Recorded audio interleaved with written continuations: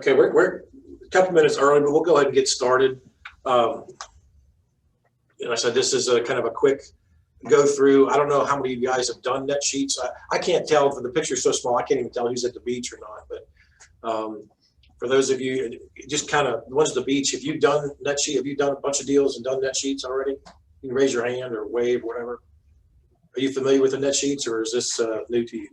New. Okay. I've done one, so. Okay, I was explaining to Sylvia that I have Excel spreadsheets that do these, but they're a lot more complicated. Dawn has created these templates. They're in old .loop, if you still use .loop. They're also out in Docusign.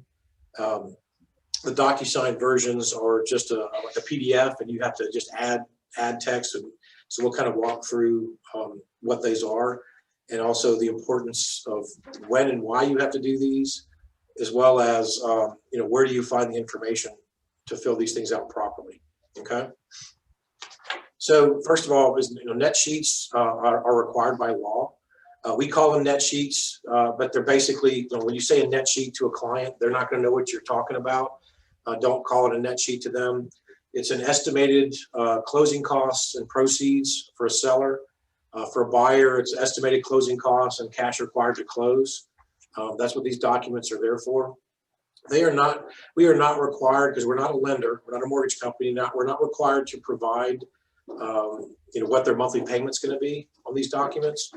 If you do that in the spreadsheets, it does that for you, so it's an extra service.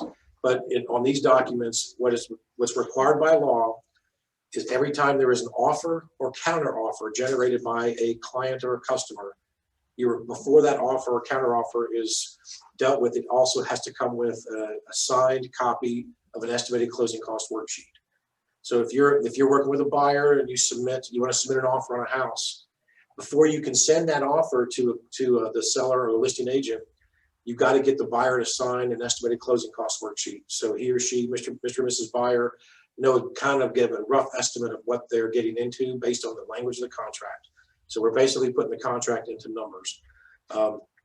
It is an estimate, and it says on it clearly it's an estimate, but these estimates are required to be fairly close.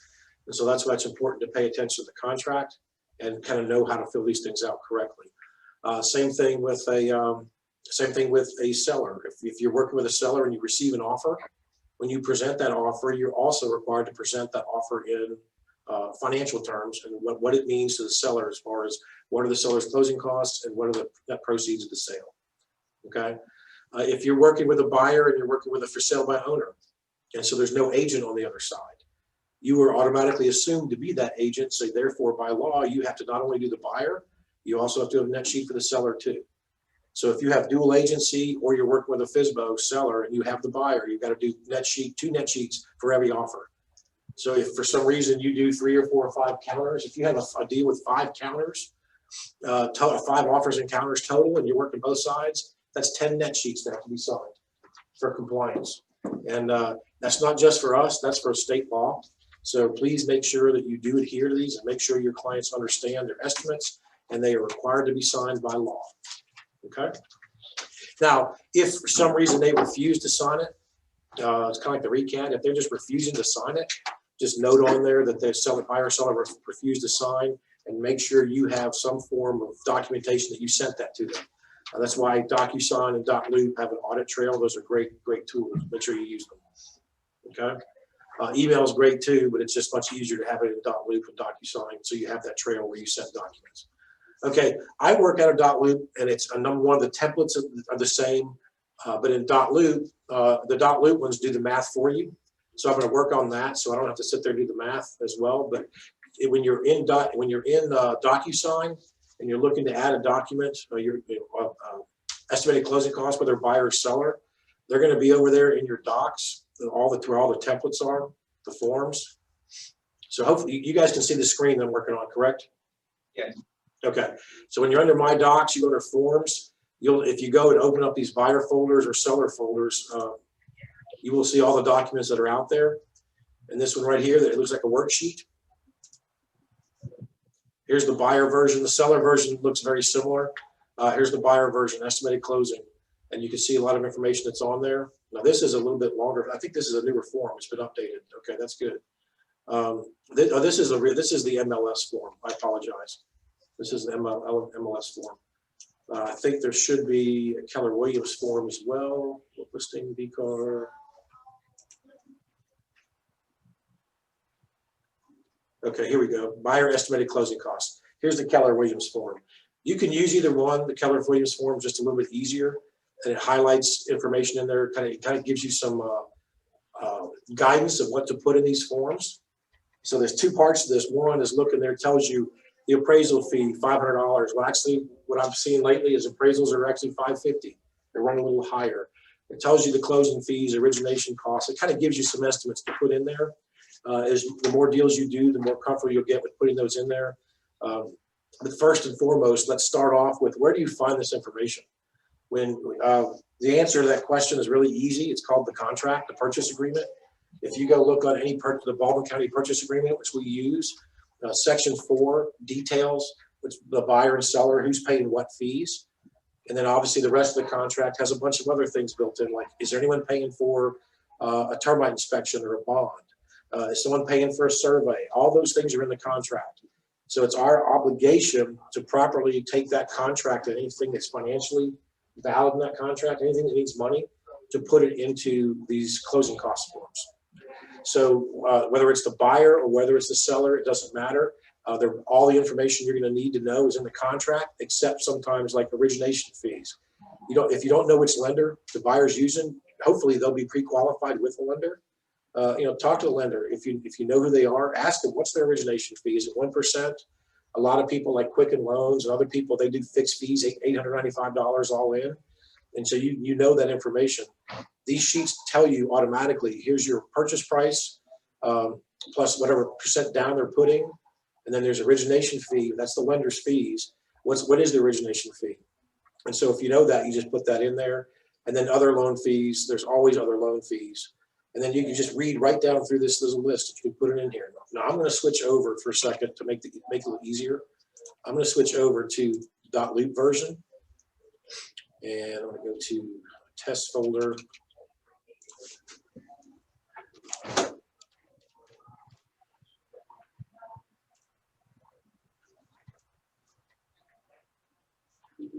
Okay, and I am going to add the same form.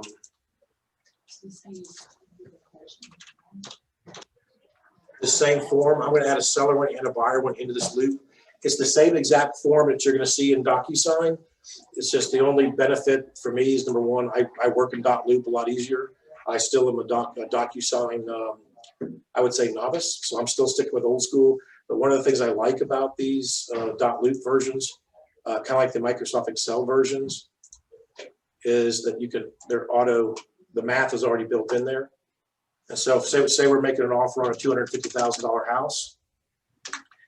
Oops. You type these things in there. This is the seller version. So if you know, for instance, if you know their mortgage, say if they have $125,000 mortgage, it's going to start doing these math calculations for you already.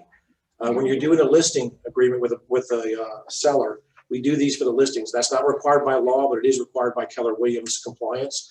So although the state law doesn't say we have to do a net sheet for a listing, we do these. Same thing, you do the net sheet on a listing, you do it with any offer that comes in for your seller. And so when you're filling in the brokerage fee, 6% commission, that's total buy and sell side. It does all these math things for you. That's why I like to use the .loop version. However, obviously everything else, when you're working on the Docusign version, everything else is strictly just a matter of doing the math on a calculator or whatever, and then adding the numbers on the sheet. Okay. So all this information. Let's go back to the. I'm going to go back to that buyer one, since we started working on that one. Because it's the one that has a little bit more details on it. And we're working on the buyer one. Oh yeah, you should. I'm back. Obviously, you put your your property up there, the date you're making this offer. And again, let's just say, again, $250,000 price is the offer they're going to make in this house. The down payment depends on what's their loan. Is it an FHA? Is it 3.5%? Is it a VA loan? Is it 0? Or is it a 5, 10, 20, whatever? So let's do something. Let's say it's a 10% down, a conventional loan that they're doing. Origination fee, what lender are they using? That's when you put this in there. If it's a flat fee, fixed fee, you can kind of rig this. But let's just say if it's a 1% origination fee, if you don't know what the origination fee is, go ahead and put 1% in there to be safe. You'd rather be high and explain why it's less later than the other way around. If you know it's an $895 fixed origination fee and that's it, then just finagle this number to where it's going to be close to $895. Okay, does that make sense? Okay, great. Other loan fees, there's typically going to be other loan fees. I don't care what lenders say, there's probably going to be other loan fees. And look what it tells you to do right here. Averages around $700. So unless you know specifically something different, just go ahead and put your 700 in there. Appraisal fee. Is the contract does this have an appraisal on it? Well, again, that goes back to the contract. If it's a cash deal and it has an appraisal or doesn't have an appraisal, if it's a lender deal, there's going to be an appraisal there. Go ahead and put your $500 there. Personally, I would actually go ahead and put $550, just because that seems to be the appraisals have gone up, just like surveys have gone up. Credit report, it says $65. Probably the safest thing to do is type that in there. Every lender's different. I think KW Mortgage charges that $65. I think other lenders charge $35, $50.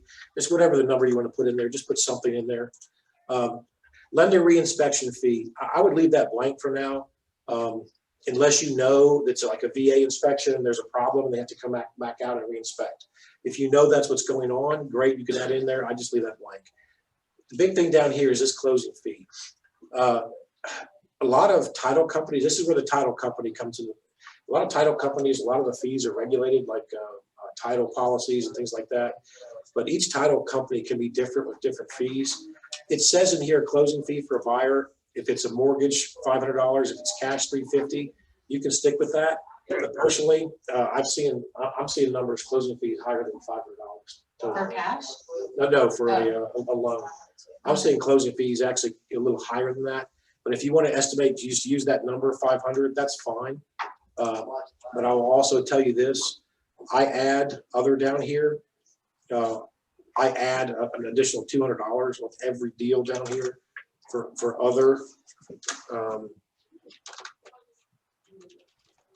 What? Just Incidental stuff, wiring fees, processing fees, CPL fees, all the stuff that you'll see in a title company. I always add a couple $100 down here just so I don't have to try to explain it later. If you want to add it up here, just make this 700. That's fine. But I just get in the habit of adding a little bit of extra here to give me a little bit of extra wiggle room when it comes to a buyer, especially if these buyers are really close on cash. Okay. Recording fees, if you notice, that's a calculation that's done for you already in the spreadsheet. You can't change it. I'm seeing this, if you have a really low priced property, I'm seeing this number come a little bit low. So unfortunately, this one is not, when you use the dot loop one, you can't change it. If you use a Docusign, you can just type whatever number you're in there, but there's a formula for it right here. $100 flat fee plus 0.15% of the amount financed. Well, what's the amount financed? Here's the purchase price, here's the down payment, there's the loan. So multiply that number by your 0.15. It's already doing it for you in the spreadsheet. Yeah, the dot loop one does it for you. Oh. The Docusign one, you just do the math and then type your number in there. I've never done Docusign. I didn't realize you have to do the extra work. So it's yeah, Docusign just like a PDF. Yeah, and you're just adding data. But the point I'm using on this one, because I don't have to sit there and do the math and add stuff and make it quicker. But all this stuff should be very simple. And the more you get used to doing these things, you could take a blank sheet of paper, sit down with somebody, and do this off the top of your head. The first time, you obviously won't be able to do that. The second time, third time, you'll get used to doing these things. But the good news, this sheet, whether you work in Docusign or .loop, this sheet tells you, kind of gives you a guide. Hey, do this, do this, do this, and tells you kind of what to put there. As you start seeing things different, like what I'm seeing, survey. Does the contract call for a survey? Obviously, if you're working the buyer, you're always going to ask for a survey. The contract may negotiate that out. But surveys used to be $350, $400 on a regular subdivision lot. Now they're $650. Flood certification fee, that's unless you're working in flood zone properties, I wouldn't worry about that. Broker fee if not paid by seller. Okay, this is the buyer thing. This is, say you're working with a FSBO that says I'm not paying you commission. but you have a buyer's agency that says minimum commission of 2.4% if not paid by the seller. This is where you would add that. Is the buyer paying any commissions? But that's usually not the case with us, but it does happen. Okay, and this, it's already pre-filled out wood infestation report, termite bond. So sorry, if there's already an existing survey, you wouldn't put the 650 there. Yeah, so say if the offer, this is a buyer's, your initial offer, you're asking for a survey, Yeah. and the buyer's paying for one, put the 650. Well, even if there's a survey already on the MLS that the buyer, that the seller's own, but you're saying if they want their own. It's up to whatever the contract says. Okay. If there is a survey, Existing survey. if it's asking the buyer in the contract to pay for the survey, Then you put it then you put it in there. there. If not, you leave it 0. Okay. Yep. And then let's just say in this case that we're asking the seller to pay for it. Well, then we'd leave it 0 here because it's the buyer side. Okay. And then termite bond, the contract typically calls for the buyers to pay for a wood infestation report and a termite bond. A lender's going to require it. Depending on which company you're going with, it could be anywhere from $300 to $1,000. So just, I'd put something in there reasonable, $400 or $500 in there. Yeah, you should put 500. Yeah, so if you put 500, you're probably gonna be safe. You probably got to get one for $399. However, if it's rolling over an existing one, that's not a problem. If it's a brand new bond and they're gonna have to replace, right now the termite companies are going to replacing all the Centricon with their own, even if their existing ones are already there. So a new bond can cost extra money. And then down here, additional, whatever, that's what I kind of put in there. Now, what if you're asking, if you're going, in this case, we have 10% down, so the lender's going to probably require escrow. This creates an area down here to do the escrow. If you're putting 20% down and you're not required to do escrow, and the buyer does not want to do escrow, then a lot of this information is going to be 0. But we do know this, when a buyer goes and closes on a property, they have at closing, they're doing prepaid interest for that closing date to the end of the month, because their first payment's not due to the following month, for a month and a half later. Yeah. So this is just it says in here, estimate 15 days, but if you know they're closing on the 25th of the month, yeah, and there's 6 days left, well, you got 6 days of interest. The easiest way to do this math is take this number right here, the loan, okay, multiply it by the interest rate. Let's say it's 2.5%. okay, So take that 225,000, multiply it by the interest rate. That's how much interest is going to be charged for the year, for day one. Divide that by 360 days. So that comes up with a daily rate of interest, and multiply that by your number of days. Okay. So we're going to do this. If someone have a calculator, yes. we're going to do this real quickly. And then times number of days. Okay. I got a calculator, I'm ready. Okay, so our purchase price is $250, but the loan is $225, right? Right. Okay, so let's just say this is a 2.5% interest rate mortgage. So multiply 225 by 0.025. What's that number? 5,625. 5,625. So that's for the year. Divide that by 360. 365 or 360? And that's, I remember that from, yeah, it's, they use 360 in financial calculations instead of 365. It's just the way it's always been. Don't worry about it. It's going to be, whether you use 360 or 365, it's going to be so close, it doesn't matter. Yeah. So don't worry about it.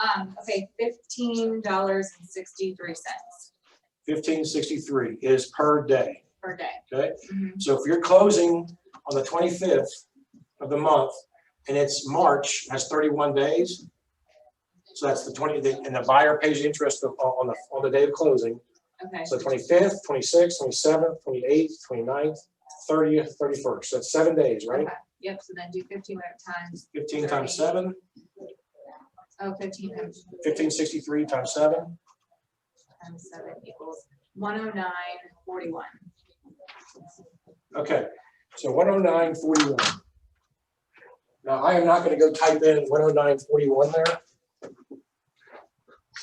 You're not? No, I'm going to type in 110. Okay, got it. Okay. Just to be close. If you want to, whatever. But that's how you come up with that number. That's the easiest way to do it. And if you want to use 15 days to estimate, but if you have a closing date in the contract, to me, base it off the closing date. If you're closing towards the end of the month, say we did this example, we're closing on the 25th, and you used 15 days instead of calculating how many days are left in the month. Yeah. You're going to double this. Who cares? At the end of the day, you're talking $200 versus 110, and it's not going to matter that much. And again, this is an estimate. But if you want to be really accurate, if you're working with an engineer or somebody who bought a bunch of houses before, and they ask you how'd you come up with that number, then know how you came up with that number. And if you just want to use this 15 days for everything, great. But I always go and calculate what the actual interest is going to be. Hey, John. Okay. Yes. Question. Yes, quick question here. If you're closing on the 1st, is it no prepaid interest or 30 days of prepaid interest? If you're closing on the 1st, you're paying interest for the entire month. Okay, for the entire month. Perfect. Yeah. Okay. If you're closing on the last day of the month, then you're paying interest for 1 day. Okay, perfect. Okay. It was all or nothing. Right. So in this case, we were closing on March 25th. The buyer's first payment's not due until May 1st. And the May 1st payment has interest for all the month of April. So the lender's going to collect the last 7 days of March in closing. And yeah, and if you close on the 1st of the month, you're paying interest for that whole month. Okay. Hazard insurance, again, a lender is going to require that the hazard insurance be paid. Typically, that's paid at closing. Sometimes buyers will pay it outside of closing up front, but that is getting to be an art, and that kind of comes with knowledge. What is if you're making an offer on a house, you don't have insurance quotes yet, but you kind of make an assumption. Is it gold fortified? Yes or no? Is it not? Is it old? Does it have an old roof? At $250,000, which is purchase price, if this house is gold fortified, the hazard insurance is probably going to be $750 a year. If it's not gold fortified and it's in Lake Forest and it has a 20-year-old roof, it's probably going to be $1,800 or $2,000 a year. So you just kind of have to ballpark that one. Let's just say this is a gold fortified house and you find a really brand new one, great deal for your customer, and let's just say it had $750. Notice on this one, it just takes 3 months because up here we're only putting 10% down, so we have to escrow. So now it's escrow. It's taking this annual premium and then giving an escrow in 3 months. Why it's 3 months? That's typically lenders will ask for a couple months in advance for hazard insurance. You pay the whole year plus your escrow in a couple months, and you build it up. So when the annual premium comes due again, you have your account built. That's what the escrow for. And 3 months property taxes. This is where a fallacy in this one, because reality is the way that they collect property taxes in escrow is if you're buying a house in March, they're going to want to escrow October, November, December, January, February, March. They're going to escrow 6 months of taxes. So if the let's just for easy math, let's say the property taxes are $1,200 a year or $100 a month. I would just look at how many months should have already been collected. In this case, you're closing at the end of March, so you should collect in October, November, December, January, February, March, right?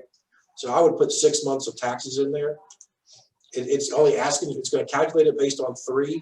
So I'm going to double the taxes, put $2,400 there, and it's going to escrow $600 for taxes, and that's $100 a month for the 6 months because we collect taxes back in arrears to October. I'm not going to get the semantics over fair hope single tax, but in this case, if you're buying this house in January and you're only collecting 3 months, so you're buying the house January 1st or December 25th, and you're only collecting 3 months, then you just if you put the actual tax dollars in there, it's going to calculate for you. But what I do in my head is I'm going to base it, how many months am I collecting? What's that number supposed to be? And I'll rig that number to make it work out. Okay. If you end up having to you forget about that, you just type in the taxes. The taxes are $1,200, and they end up collecting 4 months or 5 months instead of 3 months. So at the end of the day, so what? Again, this is an estimate, but I'm just trying to be as accurate as possible. Yeah. Okay. So all this. And I had a guy who's over, I think he's 85, so he doesn't pay taxes. Right. And so he made me redo the estimated closing costs before he would sign a listing paperwork to show 0 there. Yeah. And I was like, it's just an estimate. You're not having to pay this. He's like, no, I want you to. I'm like, okay. Yeah, well, you'll find that different folks want to, and sometimes people look at this and say, whatever is on it. Yeah. And then sometimes they read every line on there and want to know every line, why you got that number. And because they're worried that they're signing an agreement. Yeah. And make sure that you get your client or customer comfortable that this is not an agreement. This is just required to show you kind of estimate of what you're signing. Yeah. what you're agreeing to. The lender and the title company will have final numbers. We are not the lender, we're not the title company, but we should have at least a good idea of what those numbers should be roughly. And that's what this is, to make sure that you know what you're getting into. Yeah. And Well, I that's, called the title company and they said that because they're at zero taxes, the new buyers are gonna be at zero until the next roll, October yeah. 1st. So yeah, when you have the old age exemption, where they're not paying any taxes or low income or whatever, or if it's a disabled veteran and not paying any taxes, Yeah, when a buyer buys that house, they get the benefit of zero tax Yeah. rate until they roll up the new taxes assessed in October the next year.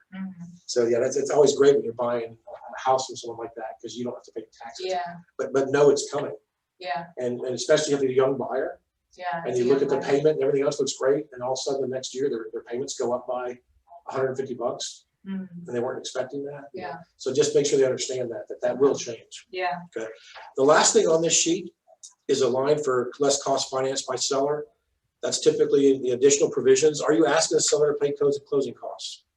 And so you say you've asked for $3,000 of sellers to pay closing costs and prepage, and that comes in additional provisions. If there's any other thing in the contract that state, if you're asking for anything with money, it needs to be in here somewhere, and that's where these other items come into play. Try to keep furniture and all the other stuff out there. The lenders are going to make you take it out anyway. But anything that has money value in it, this is what this is for. I don't know if you can think of anything off the top of your head, you might add it here. But this will get you close based on what we know, get you close and satisfy your requirements by law. So that's your offer. Great. That goes in. The buyer has to sign this. And once the buyer signs it, the agent always has to sign this too. And once you do this, now you're compliant with law. Let me throw something out here. Let's just say that this house was a brand new D.R. Horton or a Truland house that you went and bought for these, or put a contract in for the buyers. Truland and D.R. Horton and all these builders, they write, most of them, they'll write on their own contracts, and they will do a net sheet for you, for the buyers. That's great, but it does not satisfy our legal requirement. We still have to do one. So the buyers are getting a net sheet, and they're signing a net sheet from D.R. Horton's perspective. Just take that same data, add it in here, and have the buyer sign one. And if it's off $100 here and there, it's not gonna matter. You tell them it's an estimate. I have to do this by law. yeah, But you have to do an agent. It's required to have an agent-generated net sheet, or estimated closing cost worksheet. So even though D.R. Horton, and the D.R. Horton does probably the best ones in the business, shows everything, who's paying what. Just take the numbers off that, throw it in yours, and then have them sign it. Even if it's 2 hours later or whatever, at least they're signing one with the buyer, with D.R. Horton, the builder. They're gonna sign yours as well, yeah. to make sure they count it at least close. It's all an Excel autofill. I'm trying to think of our board. Okay. Okay, Yeah. great. Yeah, so the D.R. Horton's is beautiful. It's great. I always tell people, if you want to see how which costs go to which It's people. very detailed, Yeah, now D.R. Horton does cost differently than the standard Baldwin County contract. D.R. Horton, in the Baldwin County contract, ask for this, ask for that, the title policy. Well, D.R. Horton has the buyer to pay the title policy. It depends on, who's signed this contract. So it's not always cut and dry. Don't follow Baldwin counties when you're writing on another contract.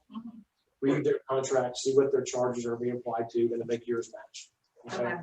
Yeah, because some of those are hard with the new construction ones because you don't know what the taxes are yet because you can't find it on tax records or anything else. Yeah, there's nothing there. But if you go base it, there actually are mills. If I need what is the mills tax in Daphne, Baldwin County? Yeah. You can do that. Okay. Or just go look at another $250,000 house in Paragon Yeah. and see what the taxes are on that. Okay. In the same neighborhood. Probably a B-ish. Yeah, it's gonna be close, right? Okay. Now, if you're looking at a 20-year-old house versus a brand new construction, I would add a little bit to it because the Okay. values would be higher. Yeah. But that's one way to do it. Okay. Okay. The other thing is, okay, what's my house? What's its value? What's the tax? You can kind of ballpark estimate, but Yeah. again, okay. Because we're not Baldwin County and how they assess those taxes, we have no idea what they're gonna do. They're probably gonna, they have their formulas, Yeah. but what are they gonna praise the value at? Yeah. But so who knows? Are there any questions in general on this buyer one? And again, if you're working on Docusign, the buyer estimated closing costs, it's the exact same form. You just have to manually put all those numbers in there. And maybe there's some different way in Docusign. I don't know that. I don't work Docusign, but it's no different. It's just in here. You can actually fill it out with online and have it signed. versus manually filling it out. The harder part is knowing the formulas that you have to actually do the math on this one. Any questions on the buyer side? Okay, so let's say, for instance, so that's the buyer side. If we're going to jump over, Real quick, I do have a question. Yeah, Okay, sure. so the way Francine does it is different than okay. So I actually do a whole new sheet anytime there's a counter offer or this or that. The way she does it is where it says this offer, that's the offer, and let's just say there's a counter offer, she'll do that in the second line. And then if there's another counter offer, she'll do it in the third line, so it's all in one sheet. But I actually do a different sheet for every single new offer or counter offer. well, and technically it's still a different sheet because she has the first one signed, Yeah, and now she may just add on to it and do a separate document, have that signed, right? yeah, Yeah, so it's still technically it's a separate document. If you want to have like kind of have a recording, mhm. let's show. So do you do a separate one or do you do it on I this? usually do a separate one just Yeah. because this is just easier. It's less confusing. Yeah. You can do it either way.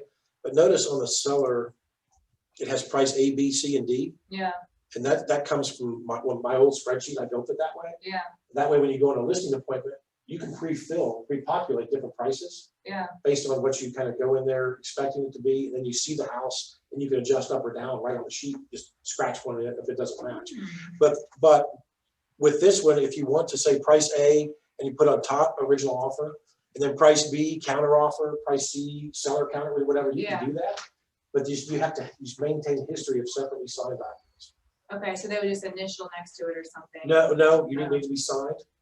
So I would not take this. So say you fill it out, you sign it, and great, you have a signed one on the original offer. Seller makes a counter offer. You can copy that document over and then re-sign it, but still have history of separately Got it, signed I'm with documents. you now. Okay, got it, okay. Okay. Yep, okay. And I'll show you how to do Yeah, that you in a download second. it and then re-upload it and then just say offer to. or Well, whatever. actually, I'll show you a quick way to do that. Oh, okay. And before I save anything here, because we're going to do the seller sheet based off exactly what that buyer deal was, but I can't see it right now because of this. Let me see here. If I go, hopefully you guys can still see this. If I go over here to these little three buttons in dot loop Mhm. and I make a copy, Yeah. I can make a copy as another dot loop document. Mhm. So now I have the original dot loop So you document don't have and to a new down, oh my God, this whole time I've been like downloading and re-uploading and, That's what I've been doing. Okay. You can copy as a flat PDF document yeah. where it holds everything hard and fast, and then just add on a new one. I use that a lot for when I don't Because want to sometimes you reduce. need to add signatures, otherwise it erases the other signatures. Well, but when you copy as another dot loop document to test. Okay. Now it's got both of them right there. If the original one here was signed, you just don't play on that original one. You just update this one and it will erase the signatures on that, but you don't care because you have to get re-signed again. So then you can just rename it, Yeah. sign one or whatever. Now, if you're working on a document, like you're working on an actual purchase agreement, where you Yeah. want to keep all the signatures there and just add a new signature on a last page, Mhm. copy as a PDF document. And now it's an uneditable PDF Yeah. document. Yep. Add your signature, boom, done. Boom, done, okay, Okay. yeah. So let's go back into this estimated closing cost seller. The offer that came in was $250,000, and obviously address and date. Again, in this case, we had a mortgage of $125,000. Our commission, where do you get the commission? What's the commission? 6% or whatever you said. Yeah, it's your listing agreement, right? Yeah. So this is not coming from the purchase agreement, that comes from your listing agreement. Or if you're a buyer and you're working with a FSBO, what's your what do you call it, the one-time show and sell? Yeah, Okay, broker fee fixed. Well, we don't charge fixed fees. If you, as a team or something like that, you have your own little compliance fee that you add on there with the listing agreement, add that in there. Owner's title policy. Okay, this is probably one of the ones that I get most of the questions on. Well, how do you figure that out? The standard, let me look at the board so everyone can see it. If you want to stay out of trouble,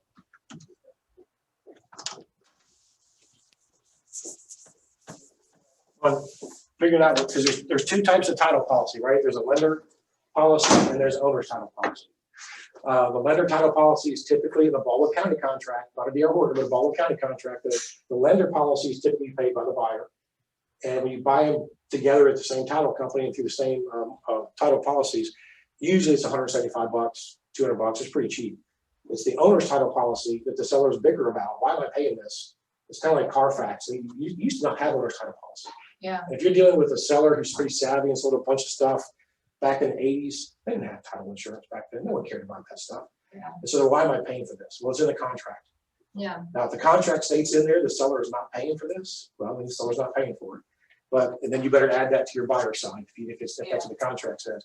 But the easy way to do owner's title policy to keep yourself out of trouble is 0.4% or that times the purchase price of the property. If you do that, you'll probably be safe on most occasions. The only time that really doesn't work on high price properties, that's going to be too high. On average price properties, it's probably going to be a little high. On a $50,000 lot, it's probably going to be half of what it should be. So if you happen to have, say, a $50,000 lot, and you come up with that and it says it's whatever, let's just say the numbers come out to be $250, it's probably going to be closer to 400 because of this fee. There's part of it's fixed and part of it's based on the actual floats on the value. I'm not going to get semantics on that. Just use this multiplied by the purchase price, and that'll keep you within line. So the way I was trained, Sarah was my mentor or whatever, the way I was trained just put 900 there. So I just put 900 there. And I'd say that I tell my sellers I overestimate because I want you to, Well, if you're selling a $450,000 house, you probably just underestimate it by $3,000, $4,000. So yeah, I would use that number there. I wasn't, but now I am. So yeah, okay. I would use that 0.004 times the purchase price. Okay. That'll get you close enough. It'll probably, in most cases, overestimate. In my Excel spreadsheets, I actually have a table based on price range, what number to use. Just use the 0.004 and be done with it. That's the old adage. But again, just a caveat, if you're doing something that's $75,000, $50,000 lot, double it. So instead of $250, it's probably be $400 because there's a component of that. There's a fixed flat fee, and then there's the variant. There's a variable based on price. Obviously, the lower price you go, that fixed fee is a much bigger percentage. Yeah. Let's not get into algebra here, but that's if you use 0.004, you'll be fine. Okay. So what taking one of your early courses because I've got the table that's in the spreadsheet, right? You can by price range, what number you use. Yeah. Absolutely. Okay. So in this one, let's just go back. Someone do the math for me. 250,000 times 0.004. Oh, sorry. 250. 250,000 times 0.004. 250 times 0.004 equals 1,000. $9,000. Oops. Okay. All right. Deed prep. Again, that's in the contract. Seller pays for preparation of deed. I usually put $175 in there. But again, sometimes these title companies will show numbers all over the place. And if you want to put 200 in there, protect yourself, but I would at least put 175. Wood infestation report. Who's paying for that? The buyer. Yeah, if it's whoever the contract Whatever the says, contract says. The standard contract has the buyer paying for it. If for some reason the contract says differently, that's where you put it in there. But the good news is right now, 0 survey. So for wood infestation report, I usually put about 150. So if the seller's paying for it, if you put 150, you're probably going to cover most everything. Most of them are 150 or less. Okay. So you're probably good. If you are paying for it, put 150. Good point. Survey. If the seller happens to be paying for a new survey on the contract, it doesn't matter whether he wants to pay for it or not. If the contract offer says he's paying for it, He's paying for it. well, in this form, we have to reference they've asked you to pay for this. This is not what the seller wants to do. This is what the offer is coming in as. Okay, so we are documenting. They're asking for a home warranty. Yeah, it used to be $475. Now Old Republic's gone up, so $525 is typically what I put in there.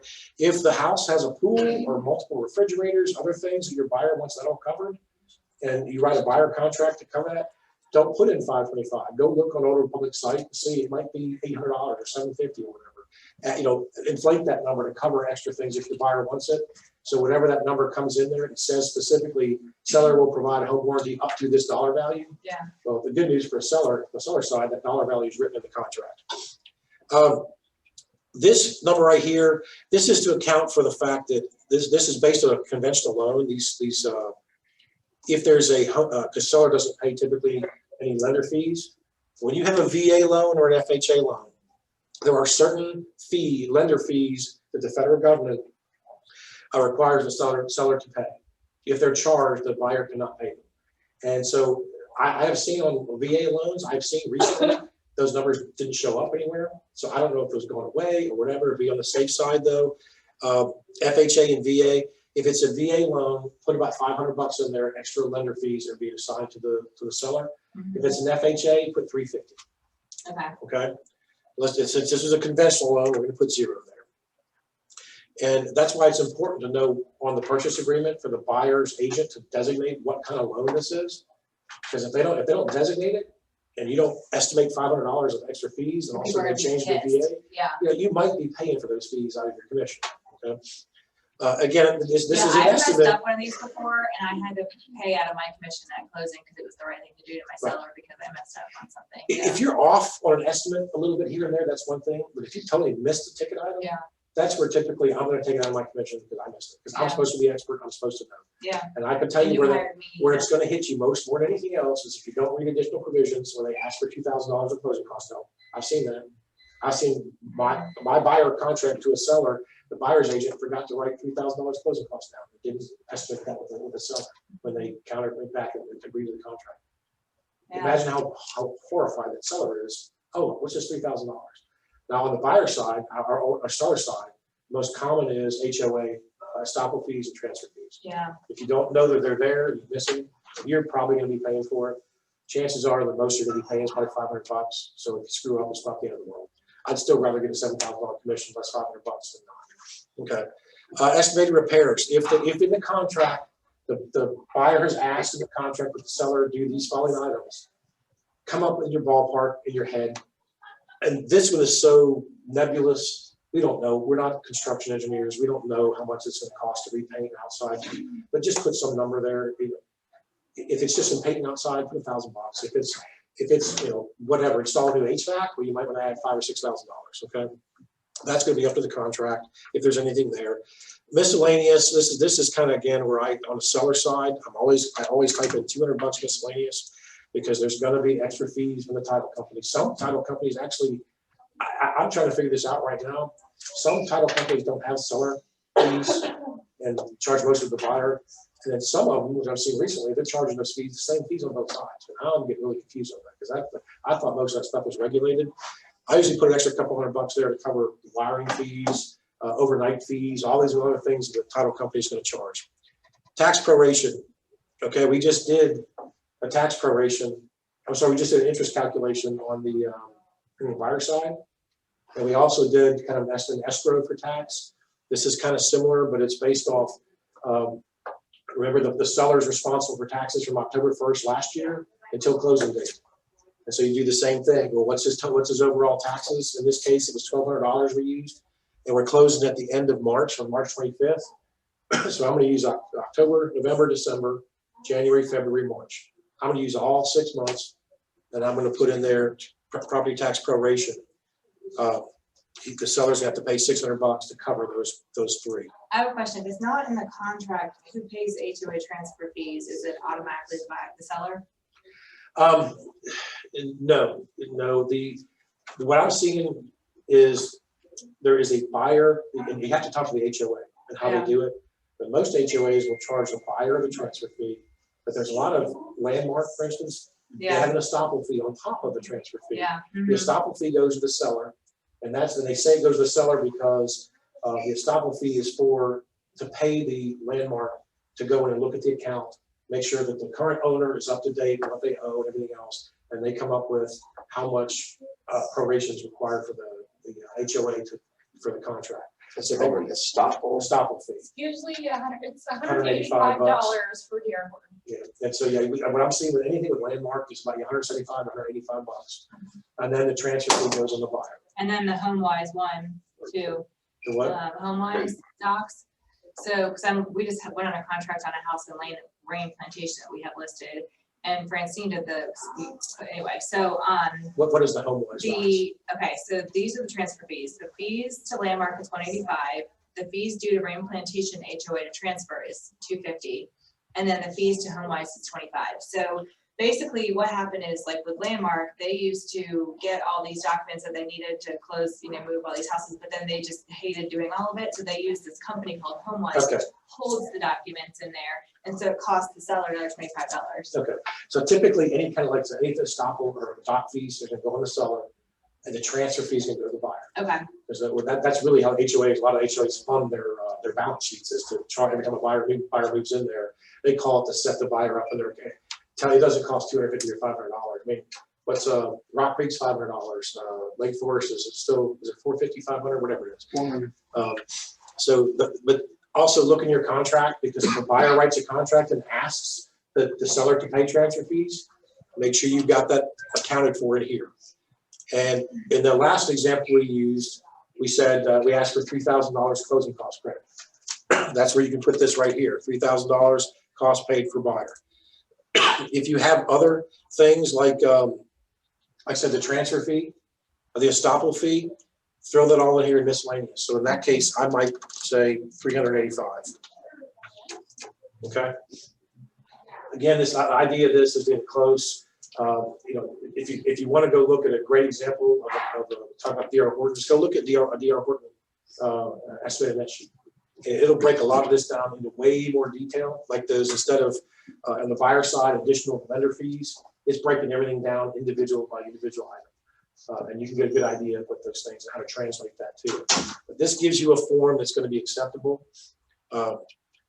Again, you've got to get this signed by the seller for the offer that comes in. If they make a counter offer, every offer back and forth has got to be signed in separate documents.